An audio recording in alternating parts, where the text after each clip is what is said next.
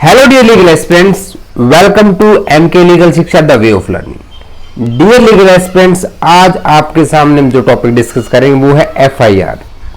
बहुत सारे स्टूडेंट्स के माइंड में डाउट रहता है कि आखिर ये एफआईआर क्या है। तो एफआईआर के बारे में आज हम डिटेल चर्चा करेंगे, तो वीडियो को लास्ट तक जरूर देखें। आपके प्री और मेंस दोनों के एंगल में इसको हम कवर करेंगे, क्योंकि मेंस का एक क्वेश्चन बहुत मैक्सिमम स्टेट में, चाहे जिस भी स्टेट जुडिशरी के लिए आप प्रिपरेशन कर रहे हैं, सभी में यहां से क्वेश्चन पूछा जाता है। अगर आप चैनल पर नए हो तो मेरी आपसे रिक्वेस्ट है कि चैनल को सब्सक्राइब कर लें और साथ ही इस घंटी को भी प्रेस करें, जिससे आने वाले वीडियोस के अपडेट्स आपको मिलते रहें। देखिए, the code of criminal procedure 1973 ये एक प्रोसीजरल लॉ है। किसका प्रोसीजर बताता है? ये सब्सटेंटिव लॉ, यानी कि आईपीसी इंडियन पिनल कोड जो हमारा है 1860, उसका प्रोसीजर बताता है किसी ऑफेंस को किस तरह से आप ट्रायल करेंगे, एक्यूज को पनिश करेंगे, विक्टिम को जस्टिस देंगे, यानी कि क्रिमिनल लॉ को मोशन में कैसे लेकर आना है, ये बताता है code of the criminal procedure, यानी कि सीआरपीसी 1973। अब आपके सामने आ गया एफआईआर, फर्स्ट इंफॉर्मेशन रिपोर्ट। सबसे पहला क्वेश्चन ये आता है कि क्या ये एफआईआर कहीं भी सीआरपीसी में डिफाइंड है? Is anywhere in CrPC it is defined? ये बहुत इंपॉर्टेंट क्वेश्चन है, इंटरव्यूज में भी कई बार पूछा जाता है। आप सबको पता होगा मैक्सिमम स्टूडेंट की 154 ऑफ सीआरपीसी चैप्टर 12 इन्वेस्टिगेशन वो डील करता है एफआईआर से, लेकिन क्या कहीं पे एफआईआर डिफाइंड है? तो आज इस पे हम पूरी चर्चा करेंगे। जितने आपके डाउट्स हैं सारे डाउट्स को आज हम यहां क्लियर करने वाले हैं। चलिए, सबसे पहले आते हैं एफआईआर। एफआईआर यानी कि first information report. First information यानी कि ये पहली सूचना, प्रथम सूचना है, और उसके ऊपर क्या है? एक रिपोर्ट दर्ज की जाती है, इसीलिए इसको फर्स्ट इंफॉर्मेशन रिपोर्ट कहा जाता है। पहला क्वेश्चन आता है, who can lodge FIR? FIR कौन लॉज कर सकता है? तो मैं आपको बता दूं, anyone can set up criminal law into motion. इसका मतलब क्या हो गया कि कोई भी व्यक्ति, चाहे अपराध किसी के साथ भी हुआ हो, कोई भी व्यक्ति जो है क्रिमिनल लॉ को मोशन में ला सकता है। कैसे? एफआईआर लॉज करके। अब एफआईआर लॉज के ऐसे ही हो जाएगी, किस तरह के अपराध पे एफआईआर लॉज होगी? तो हमने देखिए सीआरपीसी में ऑफेंस की कैटेगरी पढ़ी थी, जहां पे 2C cognizable offence, cognizable offences, and 2L that is non cognizable offence. ये क्या होते हैं? मैं ऐसी उम्मीद कर रहा हूं कि आप सबको इनके बारे में अच्छे से पता होगा, फिर भी एक ब्रीफ डिस्कशन कर लेते हैं। कॉग्निजेबल ऑफेंस क्या है? जो सीआरपीसी के साथ एक स्केड्यूल दिया गया, स्केड्यूल 1, वहां पे ये बताता है कि आईपीसी में जो अपराध बताए गए हैं उनमें से कौन सा कॉग्निजेबल है, यानी कि सीरियस नेचर के ऑफेंसेस। कॉग्निजेबल ऑफेंस का नंबर ऑफ ईयर की पनिशमेंट 2 साल 3 साल, इससे कोई लेना देना नहीं है, ये अपने माइंड में बिल्कुल निकाल दें। एक्सप्रेसली सीआरपीसी के स्केड्यूल 1 ने जो बता दिया वही कॉग्निजेबल होगा। And in cognizable offence police officer can arrest without warrant, बिना किसी वारंट के, न्यायालय के द्वारा वारंट इशू किए बिना भी पुलिस ऑफिसर जो है वहां पे अरेस्ट कर सकता है। जबकि नॉन कॉग्निजेबल केस में ऐसा नहीं होता है, पहले उसको परमिशन लेनी पड़ती है, then only he can arrest. जब तक कोर्ट आदेश नहीं देगा वो अरेस्ट नहीं कर सकता। तो जो एफआईआर होती है हमारी, ये सिर्फ और सिर्फ कॉग्निजेबल केस में होती है, पहली चीज। अब आते हैं कि एफआईआर हमने कहा कि कहीं भी डिफाइंड नहीं है, तो एफआईआर डिफाइंड है, तो एफआईआर का जिक्र सीआरपीसी में कहां मिलता है? FIR is not defined anywhere in CrPC, but when we read section 207, 207 किसके बारे में बात करता है? 154 को रिपोर्ट को एफआईआर कहा जाता है। ये चीज हमें कहां पता लगती है? ये पता लगती है 207 में। अब अपने बेयर एक्ट में 207 निकालिए आप। देखिए, बेयर एक्ट को साथ में रखना है, बेयर ही आपको बताएगा कि आपको क्या करना है। 207 कहता है कि जो दस्तावेज होते हैं एक्यूज्ड को कॉपी दी जाती है पुलिस रिपोर्ट और अदर डॉक्यूमेंट्स की, जब इश्यू प्रोसेस हो जाता है तो वहां पे जब आप जाएंगे तो वहां बहुत क्लियरली लिखा गया है कि in any case where proceedings has been instituted on police report, जब पुलिस रिपोर्ट पे इंस्टीट्यूट की जाती है, the magistrate shall without delay furnish the accused free of cost, accused को फ्री ऑफ कॉस्ट देगा, कॉपी देगा। किस किस चीज की कॉपी देगा? पहला देगा पुलिस रिपोर्ट की। पुलिस रिपोर्ट कहां डिफाइंड है? Section 2 subsection R. ये भी एमसीक्यू तैयार हो रहे हैं आपके साथ साथ, इनको भी ध्यान देना है, ठीक है। कहां पे दी जाती है? 173 सबसेक्शन 2 में दी जाती है। सेकंड यहां पे क्या आ जाता है? द फर्स्ट इंफॉर्मेशन रिपोर्ट, पहली बार एफआईआर वर्ड यहां पे आया। अब कैसे पता लगा 154 में है? The first information report recorded under section 154 में जो आ रहा है, ठीक है। और थर्ड पूरा कर लेते हैं 207 को एक साथ ही। तीसरी बात यहां पे क्या कह रही है कि जितनी भी स्टेटमेंट रिकॉर्ड हुई है कहां पे? 161 के जो बयान कहते हैं ना, 161 की स्टेटमेंट्स, ठीक है। 161 के सबसेक्शन 3 के तहत जो स्टेटमेंट रिकॉर्ड की है यू ने, वो भी सारी की सारी यहां दी जाएंगी। अगर कोई कन्फेशन या स्टेटमेंट्स है वो भी दी जाएंगी। कन्फेशन और स्टेटमेंट कहां रिकॉर्ड होते हैं? 164 में। और फिफ्थ कहता है आपका कि जितने भी रिलीवेंट एक्सट्रैक्ट हैं जो मैजिस्ट्रेट को पुलिस रिपोर्ट के साथ फॉरवर्ड किए हैं, हमने कहां फॉरवर्ड करते हैं हम एक्स्ट्रा चीजें? 173 के फाइल में, वो भी उसको सारे के सारे दिए जाएंगे, ठीक है। तो इसमें क्या है कि देखो, जब उसका जो प्लेडो है वो पूरी फाइल का, अगर मान लीजिए कोई बहुत ज्यादा हैवी डॉक्यूमेंट्स तो वो दिए नहीं जाते हैं। उसके लिए वर्ड यूज होता है हिंदी में, नॉर्थ स्टेट में खासकर, मिसल मुआयना। मिसल मुआयना, मेरा देख लीजिएगा थोड़ा सा हिंदी का इसका कैसे लिखा जाता है। मिसल मुआयना होता है किसी भी फाइल का इंस्पेक्शन करना, ठीक है। तो 207 में इसका आपको रिकॉर्ड मिला, ठीक है। अब देखिए चीजें थोड़ी सी इधर उधर हो जाती हैं तो भी आपको बेनिफिट मिलता है, आपको 207 पता लग गया। अब देखिए एफआईआर के लिए सबसे पहले क्या चाहिए कि एक कॉग्निजेबल ऑफेंस होता है। कॉग्निजेबल ऑफेंस के बाद क्या होगा कि एक इंडिविजुअल जाएगा, कोई भी एनीवन, जरूरी नहीं है कि विक्टिम जाए, anyone can go to police station. Police station वहां पे जाएगा और बोलेगा कि साहब मुझे एफआईआर लिखवानी है। अब एफआईआर कैसे लिखी जाएगी ये आपको 154 बताता है। अभी यहां पे देखिए एफआईआर लिखी कैसे कैसे जा सकती है। 154 का 1 भाई आप रिटन या ऑरल दे सकते हैं। किसको देना है? एसएचओ। क्या एसएचओ वर्ड यूज हुआ? नहीं, वहां क्या यूज हुआ है?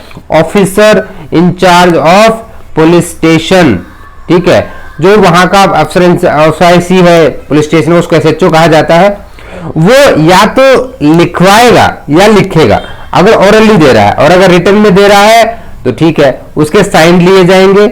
154 के 2 में क्या उसको एक कॉपी वहां पे वापस दी जाएगी। इसके साथ ही ये बुक में मैं जो चीजें बता रहा हूं, सेक्शन 44 आपका जो है पुलिस एक्ट 1861 का, उसके तहत एक जर्नल डायरी होती है जिसको रोजनामचा भी कहते हैं। क्या कहते हैं? रोजनामचा। उसमें भी उसकी एंट्री की जाएगी। रोजनामचा एक जनरल डायरी होती है किसी भी पुलिस स्टेशन में। पुलिस ऑफिसर जब भी पुलिस वाले पुलिस स्टेशन से बाहर जाएंगे, अंदर आएंगे, कुछ भी काम के लिए जाएंगे, तो जर्नल डायरी में उसकी एंट्री होती है। रोजनामचे में, डेली डायरी में वहां एंट्री करना ही करना। ये कहां दिया गया है? सेक्शन 44 ऑफ पुलिस एक्ट 1861 में, ठीक है। ऐसी इंपॉर्टेंट चीजों को ना नोट कर लिया करें। तो 154 के 1 में एफआईआर लिखवा दिया हमने, ठीक हो गया।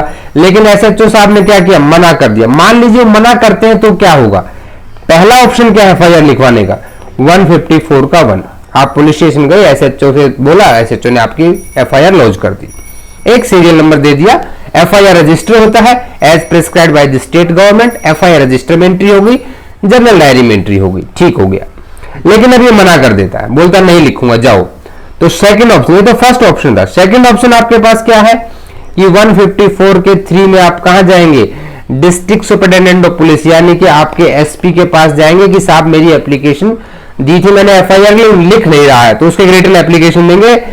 एसपी यहां पे लिखवाएगा, और एसपी के पास ये पावर कहां से ड्रॉ होती है? देखिएगा, तीसरे स्टेप में मान लीजिए एसपी भी नहीं सुनता है, तो वहां पे 36 में जा सकते हैं। 36 यहां भी इंक्लूडेड है, power of the superior officer of the police, जो आधिकारिकता, जो पावर एसएचओ की अपने पुलिस स्टेशन में, वैसी power SP, IG, DIG, superior जितने भी पुलिस अफसर हैं सबके पास वो पावर होती है कि वो एफआईआर लॉन्च करा सकते हैं, एसएचओ वाला काम कर सकते हैं। वो सिंपल सी लैंग्वेज में याद रखिएगा। तो 154(3) के बाद आपके पास एक ऑप्शन और बचता है 36, ठीक है, पुलिस डिपार्टमेंट में आपकी किसी ने नहीं सुनी। अब अगला ऑप्शन आपके पास क्या बचता है कि आप चले जाएं कहां, मैजिस्ट्रेट के पास। मैजिस्ट्रेट कब एफआईआर लिखवा सकता है, कब इन्वेस्टिगेशन स्टार्ट करा सकता है, तो वो करा सकता है 156 के 3 में।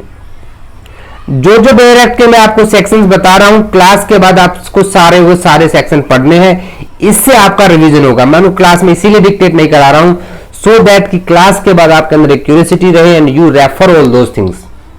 अंडरस्टूड। एफआईआर 154 के 1 में, 154 के 3 में, 156 3 और 36 में भी यहां पे लिखी जा सकती है। एक और भी एफआईआर का तरीका है। अब मान लीजिए कॉग्निजेबल ऑफेंस हो गया, किसी बंदे का क्या हुआ, मर्डर कर दिया किसी ने, ठीक है। अब उसकी डेड बॉडी कहीं पड़ी है, पुलिस वाले गए, किसी ने बताया कि लाश पड़ी है, लेकिन एफआईआर किसी ने दर्ज नहीं कराई। वहां पे कांस्टेबल जाता है और देखता है कि यहाँ पे लाश पड़ी है, वो वापस पुलिस स्टेशन आता है, तो इन दैट केस एफआईआर कौन लिखेगा, तो वहां पे एफआईआर लिखेगा खुद पुलिस वाला 157 के 1 में। और जो भी एफआईआर लिखवाता है, रिमेंबर दिस थिंग, उसको इन्फॉर्मेंट कहा जाता है। इन्फॉर्मेंट, कंप्लेनेंट वर्ड यूज नहीं करना है, कंप्लेनेंट वर्ड यूज नहीं करना है। ये सारे के सारे सेक्शन आपको पता होने चाहिए। देखिए इन्फॉर्मेंट और कंप्लेनेंट में क्या फर्क है। जब इन्फॉर्मेंट जाएगा एफआईआर के लिए और कंप्लेनेंट जाएगा कहां पे, कंप्लेंट के लिए। आप एफआईआर वाले कॉन्सेप्ट को छोड़ के डायरेक्ट वहां के जुडिशियल मैजिस्ट्रेट के पास भी जा सकते थे और उसको अंडर 190 के 1 में क्या करेगा, वो सेक्शन 200 के तहत कंप्लेंट ले लेगा। एज ए कंप्लेनेंट आप कंप्लेंट कर सकते हैं डायरेक्ट कि ऐसा ऐसा कॉग्निजेबल ऑफेंस हो गया है, देन वो उस पर इंक्वायरी करा सकता है, इन्वेस्टिगेशन करा सकता है। अंडरस्टूड। तो ये तो हो गया एफआईआर का आपका बेसिक कॉन्सेप्ट।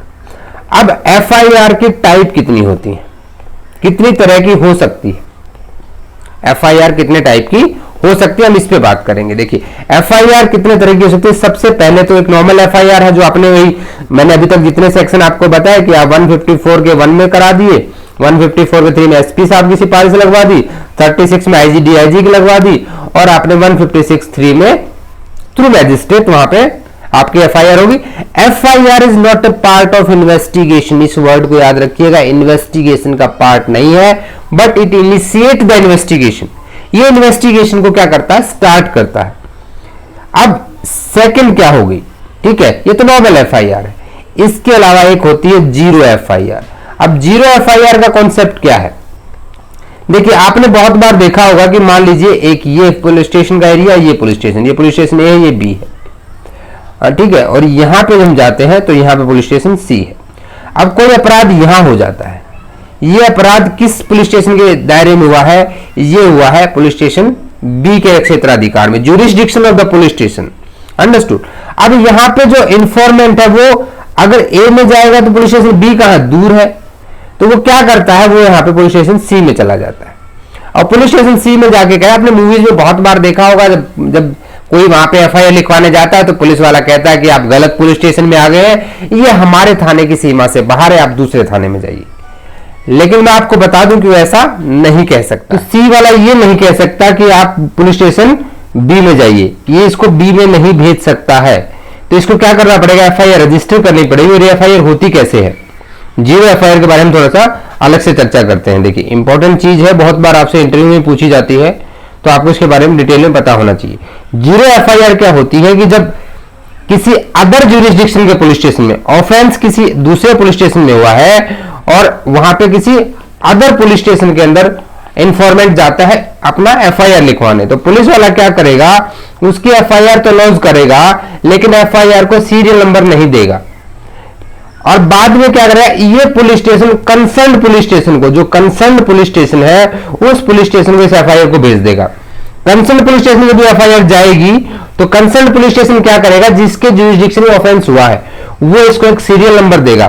सीरियल नंबर कैसे दिया जाता है कि जो एफआईआर रजिस्टर होता है ऐसे 1/ईयर, ये 2/ईयर, इस तरह से 1 2 3 सीरियली चलता है। मान लीजिए इसका 9 एफआईआर हो चुका है तो 10/2022 हो जाएगा। ये एफआईआर जब यहां जाएगा, 0 इसलिए कहा जाता है कि जहां पे ये रजिस्टर की गई वहां पे इसको सीरियल नंबर नहीं दिया गया, दिस इज 0 एफआईआर। ठीक है, तो आपको पहला क्या होगा, 0 एफआईआर पता लगी क्या होती है। अब 0 एफआईआर के बाद दूसरी एफआईआर क्या होती है, जिसको बोलते हैं क्रिप्टिक। क्रिप्टिक एफआईआर का क्या मतलब है, क्रिप्टिक एफआईआर वो एफआईआर होती है जो अनोनिमस टेलीफोनिक कॉल से आती है। थाने में किसी ने फोन किया कि ऐसे ऐसे यहां पे अपराध हो गया है। क्रिप्टिक एफआईआर में पुलिस वाले को अगर लगता है कि ठीक है, देखिए सबसे पहले आपको क्या चाहिए एफआईआर में, बहुत कॉमन सेंस की चीज है। लॉजिक से अगर आप सोचेंगे तो इंफॉर्मेंट चाहिए जो इंफॉर्मेशन देगा। वहां पे एफआईआर में जो आप लिखोगे तो नीचे उसके साइन करवाते हो, because it is a signed document. अब साइन कराने किसी इंडिविजुअल का पता होना चाहिए ना आपको। अब यहां पे जब पुलिस वाला ये एश्योर नहीं कर पाता है कि हु इज द इंफॉर्मेंट या ऑफेंस हुआ है कि नहीं हुआ है, तो वो क्या करेगा, ऑन द स्पॉट जाएगा। सिर्फ क्रिप्टिक एफआईआर, चाहे वो किसी डिजिटल मीडिया के थ्रू मिला है, मान लीजिए कोई मेल आ गया है, पहले तो टेलीफोनिक ही होता था, अभी क्या है हो सकता है डिजिटल मीडिया से मेल आ गया, किसी तरह से भी आ गया, तो स्पॉट पे जाके पहले कंफर्म करेगा कि क्या वहां पे कोई कॉग्निजेबल ऑफेंस हुआ है, और अगर कॉग्निजेबल ऑफेंस हुआ है then only he will lodge the FIR and such FIR comes under the cryptic FIR जो एनोनिमस फोन कॉल्स पे आती है। ठीक है, तीसरी एफआईआर क्या होती है, थर्ड एफआईआर आपकी जो यहां पे होती है वो होती है कन्फेशनल एफआईआर। कन्फेशन का मतलब क्या होता है, आप कहां पढ़ते हैं, इंडियन एविडेंस एक्ट में आपने सेक्शन 24 से 30 तक कन्फेशन के बारे में पढ़ा। ठीक है, कन्फेशनल एफआईआर, मान लीजिए कोई व्यक्ति आता है, वो सीधा पुलिस स्टेशन की मैंने सो एंड सो बंदे को मार दिया, ये हथियार है मैं उसको मार के आ गया हूं, तो ये भी क्या है, देखिए एफआईआर मींस पहली इंफॉर्मेशन, प्रथम सूचना। प्रथम सूचना किसने दी, एक्यूज ने खुद आके दी कि मैंने अपराध कर दिया है और ये कॉग्निजेबल ऑफेंस है, तो वहां पे पुलिस वाला उसके एफआईआर तो लिखेगा ही, but such FIR is known as confessional FIR. और कन्फेशनल एफआईआर में एक चीज बता दें आपको कि उसकी एविडेंसरी वैल्यू बहुत ही कम होती है। हालांकि जो एफआईआर अपने आप में इसकी एविडेंसरी वैल्यू पे हम बात करेंगे, लेकिन इसको सिर्फ और सिर्फ कंडक्ट के तौर पे under section 8 of Indian evidence act relevant माना जा सकता है, क्योंकि पुलिस वाले को क्या आपने कन्फेशन किसको किया, पुलिस वाले को, किससे हिट हो गया, सेक्शन 25 से। इंडियन एविडेंस एक्ट में दिया गया ना कि पुलिस वाले को दिया गया कन्फेशन क्या है, नल एंड वॉइड है, उसे नहीं माना जा सकता। फोर्थ एफआईआर कौन सी होती है, आपकी 0 होगी, क्रिप्टिक होगी, कन्फेशनल होगी। फोर्थ एफआईआर यहां पे और क्या हो सकती है टाइप, फोर्थ एफआईआर आपकी होती है सेकंड एफआईआर। सेकंड एफआईआर का मींस क्या है, सेकंड एफआईआर होती है कि मान लीजिए एक एफआईआर की गई, सेकंड एफआईआर, सेकंड एफआईआर को क्रॉस एफआईआर के साथ आपको पढ़ना चाहिए। क्रॉस एफआईआर ये भी एक टाइप है, ये फोर्थ टाइप है हमारी, ये फिफ्थ है। क्रॉस एफआईआर, इसको हम काउंटर एफआईआर भी कहते हैं। क्या कहते हैं, काउंटर एफआईआर। अब देखिए सेकंड एफआईआर में क्या है कि मान लीजिए किसी एक पर्टिकुलर डेट में, मान लीजिए 10 तारीख को एक एफआईआर हुई, फर्स्ट एफआईआर, एफआईआर 1। अब उन्हीं मुद्दों को लेके 15 तारीख को एक एफआईआर और लॉन्च हो गई, एफआईआर 2। तो इसके लिए क्या है कि कौन सी एफआईआर को वैलिड माने, क्या दूसरी एफआईआर हो सकती है, बिल्कुल हो सकती है। इस पे हालांकि पूरी तरह से आज भी इंडिया में लॉ क्लियर नहीं है, बट इसके लिए कुछ टेस्ट होते हैं, टेस्ट ऑफ सेमनेस है, ठीक है, तो टेस्ट ऑफ कॉन्सिक्वेंसेज है, वो सारे टेस्ट क्लियर होने के बाद तब देखा जाएगा कि सेकंड एफआईआर को माना जाए या नहीं माना जाए। अब बात करते हैं क्रॉस एफआईआर की। जर्नल लाइफ में क्रॉस एफआईआर आप अगर आप एडवोकेट है, आपने बहुत ज्यादा देखी होंगी। ए और बी के बीच में क्या हो गया, झगड़ा हो गया। ए ने क्या किया, बी के खिलाफ एक कंप्लेंट फाइल कर दी, ए गया और बी के साथ मारपीट कर दी उसने, तो बी ने गया, बी पुलिस स्टेशन जाता है और एक एफआईआर करवाता है कि मुझे ए ने मारा, 323 सिंपल हर्ट, ठीक है, कई लोगों के साथ आया था 34 लगा दी। ठीक है, अब लेकिन क्या किया बदले में क्या डी ने कम ने डी ने इसका क्या किया, सिर फोड़ दिया। ये तो बेचारा मरने की हालत में आ गया। तो यहां पे फिर एक कंप्लेन फाइल कराएगा और ये जो सॉरी कंप्लेन एफआईआर फाइल कराएगा और एफआईआर इसकी क्या होगी 302 अटेम्प्ट टू मर्डर। इसको क्या बोलते हैं कि देखिए अपने डिफेंस के लिए इसने एफआईआर फाइल की तो इसने भी कर दी, तो तुमने मुझ पे आरोप लगाया मैंने तुम पे लगा दिया। ऐसी एफआईआर को क्रॉस एफआईआर काउंटर एफआईआर कहते हैं और ऐसी दोनों की दोनों एफआईआर वैलिड होती हैं। ये दोनों की दोनों एफआईआर वैलिड होती हैं। अब एक छठी टाइप भी आती है जिसको बोलते हैं मल्टीपल एफआईआर। अभी नपुर शर्मा वाले केस में भी आपने देखा, बाकी कई सारे केसेस में, अर्णब गोस्वामी के केस में आपने देखा मल्टीपल एफआईआर कर दी जाती है इंडिया में कहीं कहीं पे। ठीक है, तो ऐसे केसेस में क्या होता है, जैसे सुप्रीम कोर्ट गई थी नपुर शर्मा उसके लिए कि भी इसको एक जगह पे कर दिया जाए, ऐसे इकट्ठा भी कराया जा सकता है। बाकी जहां जहां एफआईआर हुई है वहां पे इन्वेस्टिगेशन होगी। अंडरस्टूड। तो ये कुछ एफआईआर की टाइप्स थी। आई होप आपको एफआईआर तो अच्छे से क्लियर हो गया होगा। अब एफआईआर की एविडेंसी वैल्यू को हम नेक्स्ट क्लास में डिस्कस करेंगे। आज के इस टॉपिक में हमें सिर्फ और सिर्फ डिस्कस करना था आपके एफआईआर के बारे में। आई होप आपको एफआईआर अच्छे से क्लियर हो गया होगा। So thanks for watching this video. अगर आपके कोई किसी तरह के डाउट्स हैं तो आप प्लीज मुझे बताइए, आप मुझे मेल कर सकते हैं। ठीक है, आप टेलीग्राम ग्रुप को ज्वाइन कर लें जहां पे आपको और भी वीडियोस की इंफॉर्मेशन मिलती रहेगी। वीडियो अगर आपको सच में अच्छा लग रहा है तो लाइक कर दें, अपने दोस्तों के साथ भी शेयर करें और कमेंट करके जरूर बताएं कि आपको एफआईआर का ये टॉपिक कैसा लगा। और इसका एक नेक्स्ट वीडियो बनाएंगे जहां पे एफआईआर की एविडेंसरी वैल्यू की हम बात करेंगे।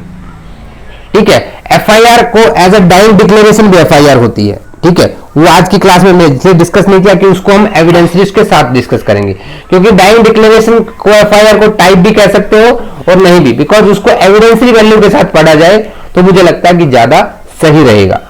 तो मिलते हैं नेक्स्ट वीडियो में, तब तक के लिए जय हिंद जय भारत।